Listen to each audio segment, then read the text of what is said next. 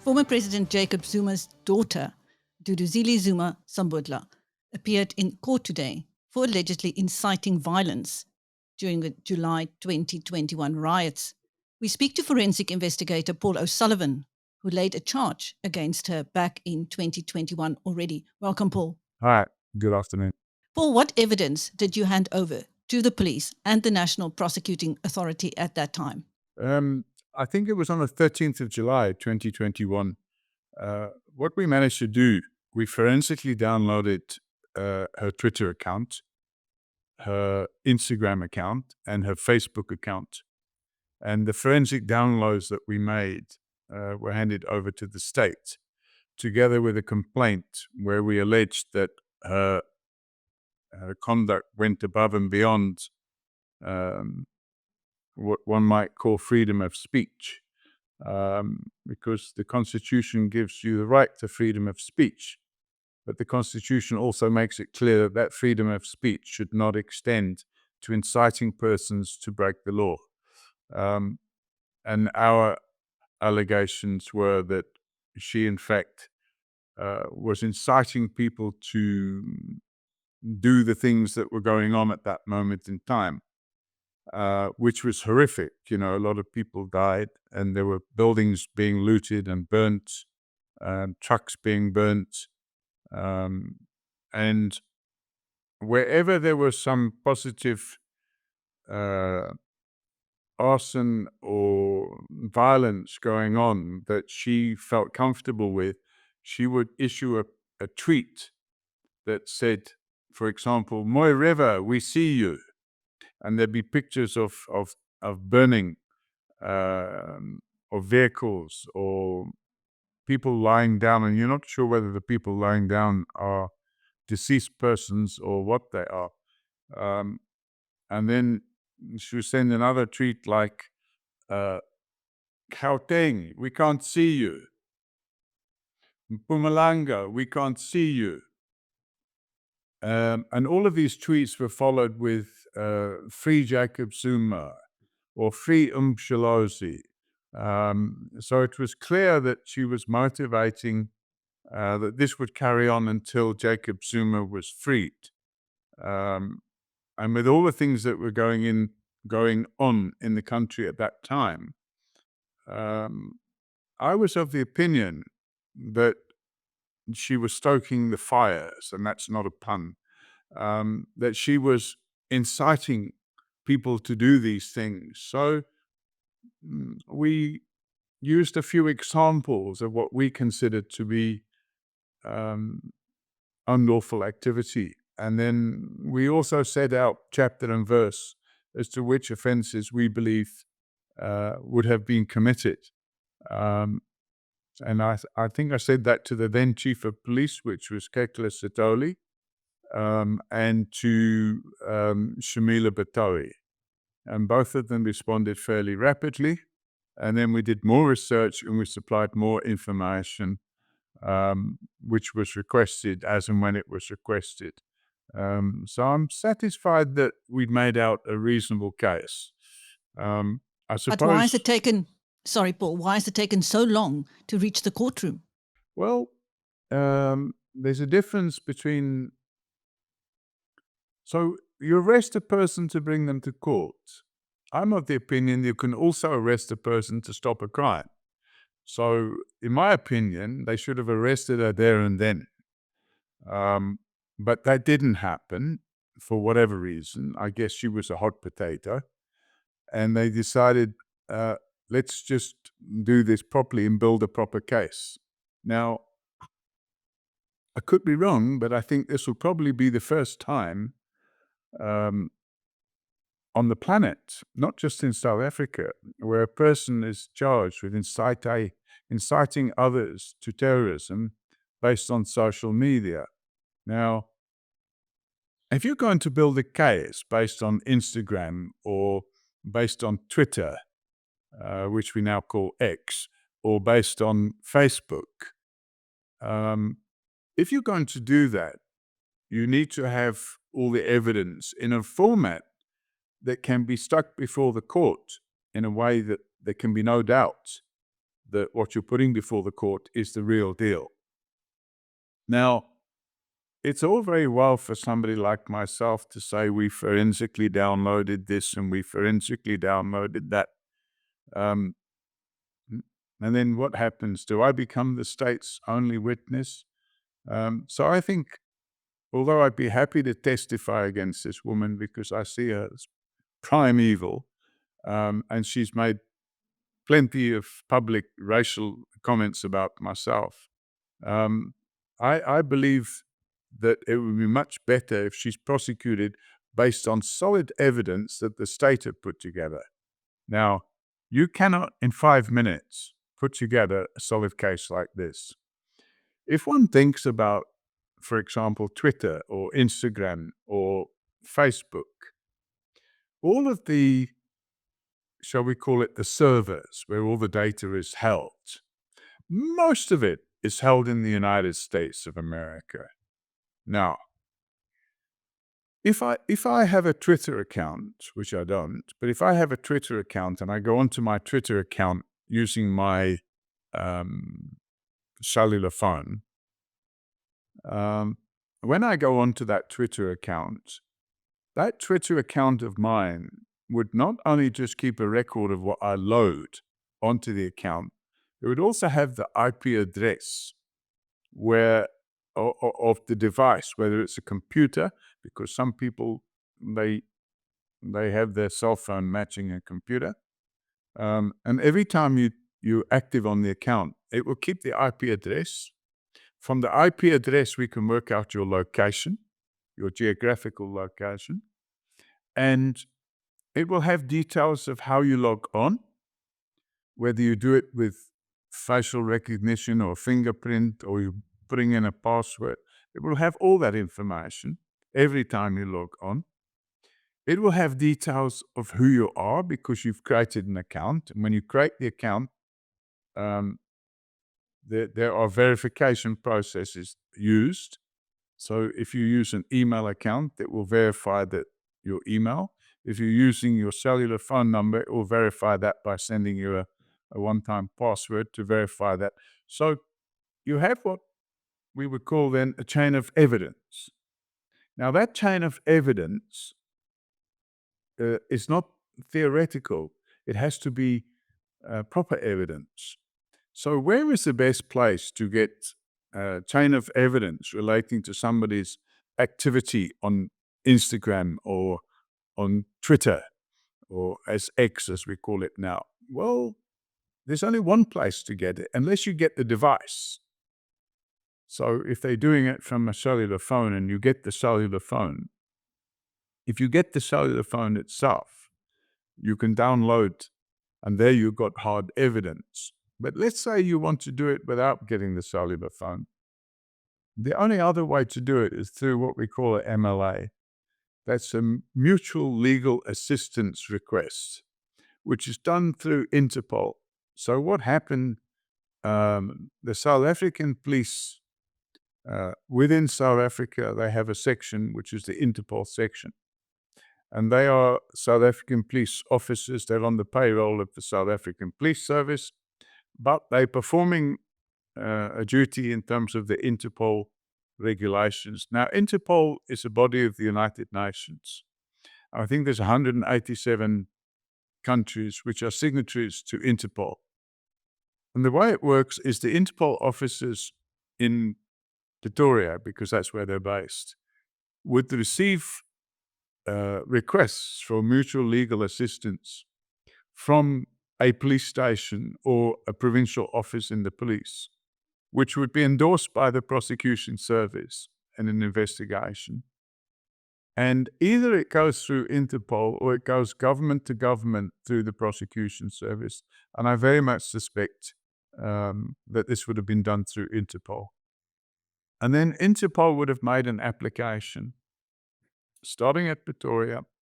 It would have gone to Washington, and Washington would have liaised with the Department of Justice in the United States, and they would have liaised I can't remember which city Twitter are based in, but they would have liaised, well, probably before Elon Musk bought it, they would have liaised with somebody that would have gone through probably the FBI.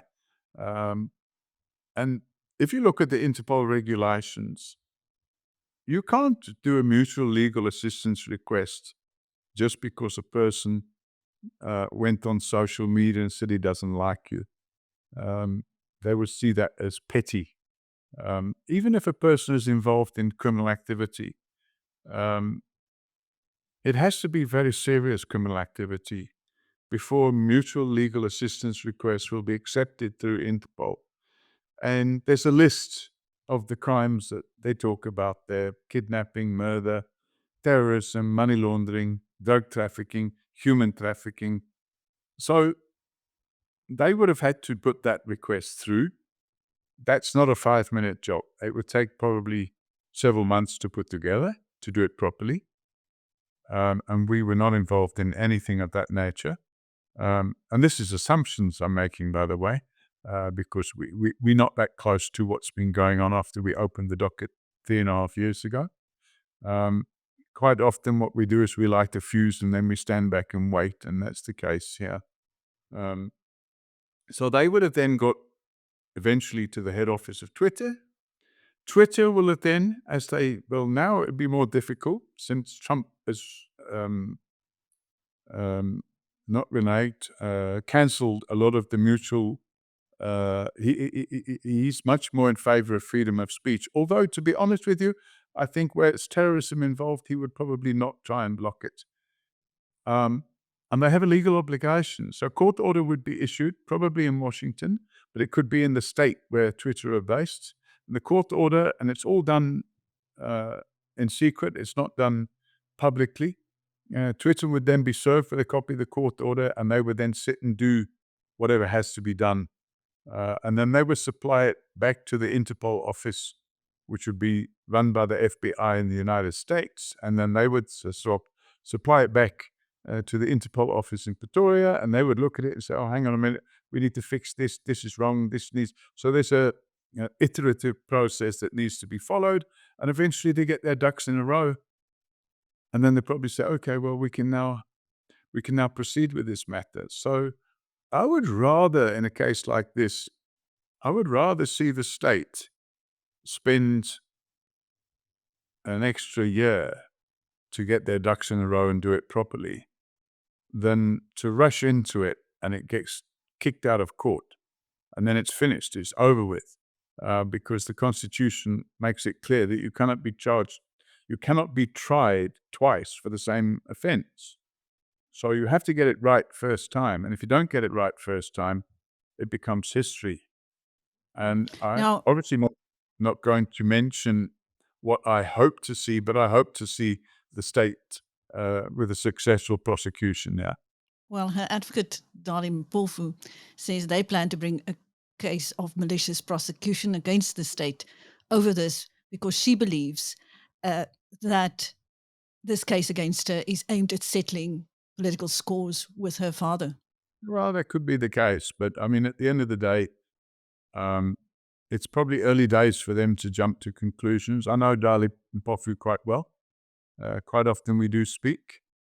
I obviously won't be speaking on this matter with him because we instigated the original investigations. Although, I say we triggered the initial investigations. At the time, if I look at the communication we had with Shamila Batohi, she made it clear that they'd already put a task team together. So it could well be that actually what we did is immaterial. But we made it clear that something had to be done, and something now has been done. And I mean, if they are successful with this prosecution, and there's a conviction, I don't think this lady will be looking at a fine. I think she'll be looking at doing some prison time.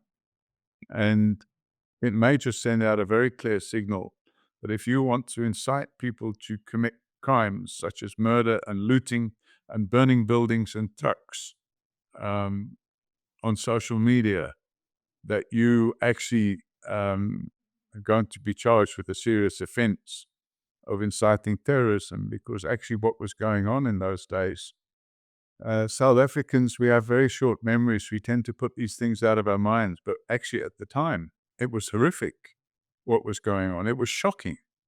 My PA, it was school holidays at the time. I don't know if you remember, it was July holidays. And my PA and her sister with the children were down at the seaside. And they were stuck at the seaside because the main trunk roads, the freeway from Durban to Johannesburg was closed. At Mooi River, they were burning trucks on the freeway. They were stoning cars. Because this woman didn't only incite violence, she incited racial hatred. She kept referring to white minority capital, white monopoly capital. She was saying that no, we black people, we don't own anything.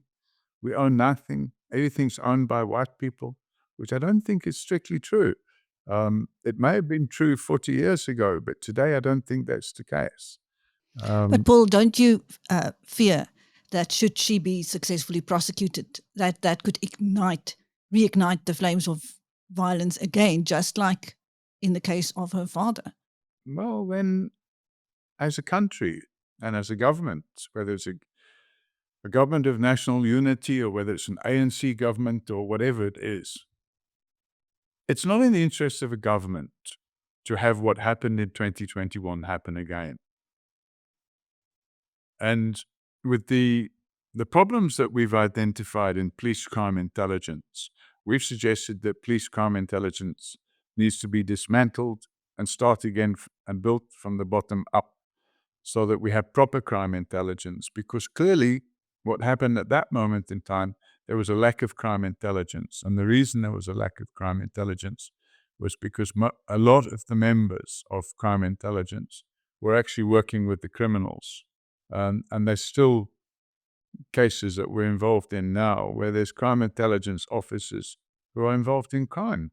And they are producing, actually, if we could get rid of them, it would reduce the crime level immediately because they're using their police tools to commit crime. So I believe that the strengthening of democracy is necessary. And that may mean that if she's going to misbehave in the future, it may mean that they're going to have to deploy the army and the police in large numbers to immediately quell such a situation from occurring again. I'm obviously not the prosecutor, I'm not the NDPP, but I did write to the NDPP the other day, and I suggested that it would be worthwhile opposing bail. They did not oppose bail. No, they didn't. They didn't even mention bail. And in my opinion, that is a little bit weak. You charge a person with inciting terrorism, but you don't oppose bail. You said maybe there were concerns that it could ignite violence if she were kept behind bars. If that's the case, it means that we shouldn't have charged her in the first place. Because if you can't take somebody to court and prosecute them without inciting violence, it means the criminal justice system is finished, it's broken. Or it means only certain categories of people can be prosecuted because others, you're afraid to prosecute them. Now, clearly they're not afraid to prosecute them because she's been charged. But no bail conditions. Released on warning back in the High Court in March, I think, Paul. Yeah, I just want to take you back to a couple of years ago when she tweeted about you, calling you a white racist man involved in the Para Farmgate. What exactly was she trying to say there? She published the front page of I think it was the Pretoria News or something like that, and had a picture of me on the front page of the Pretoria News. And the story was repeating the lies which Arthur Fraser had put out there And Arthur Fraser is involved here, by the way, because Arthur Fraser was the man that released Jacob Zuma from prison unlawfully. Jacob Zuma should have done his full time in prison, but Arthur Fraser decided to wait for the right moment, and then lay a complaint against Cyril Ramaphosa over the so we call the Pala saga. And in the complaint, he alleged that I tracked down the people that broke in the house so that they could be arrested and tortured. Meanwhile, the first I read about the first I knew about the Pala incident was when I read about it on the front page of the Pretoria News. So I wasn't involved in any way, shape, or form. But the Pretoria News article alleged that I had worked closely with certain police officials and with Cyril. Cyril, I've obviously known for many, many years, long time before the ANC even came into power. We used to meet in various places, and his children used to play with my children. And now I often meet some of his children to give them advice and stuff like that. But at the end of the day, Cyril did not phone me and tell me, listen, somebody swiped $500,000 or whatever the amount was. Can you please help us catch them? I never got any phone call from any police officer saying, Cyril's house got broken into, can you help us catch him? I wasn't involved in any way, shape, or form. Had no knowledge of it, none whatsoever. So my take on her tweet itself is defamatory. But in the eyes of this lady, I mean, I have no doubt that Duduzile Zuma Sambodla is a psychopath. And that comes through in her tweets. No matter what she does to conceal it, I have no doubt that she's a psychopath. And if she wants to sue me for calling her a psychopath, she's welcome to do so.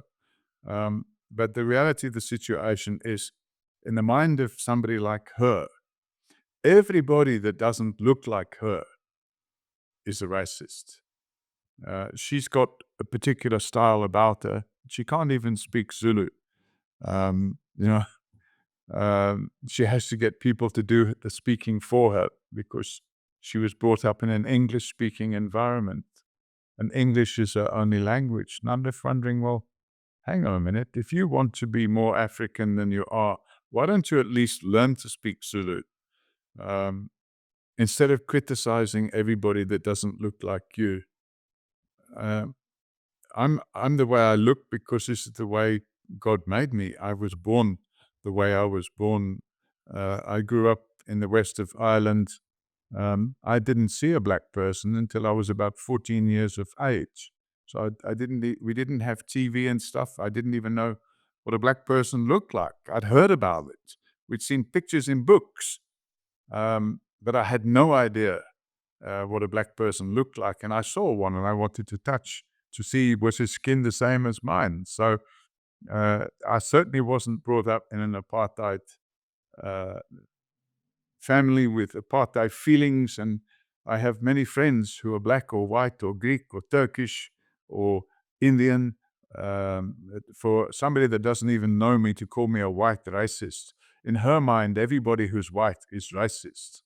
But the reality is that if she projects herself like that, what she absolutely doing is she's demonstrating that she is the one that's racist.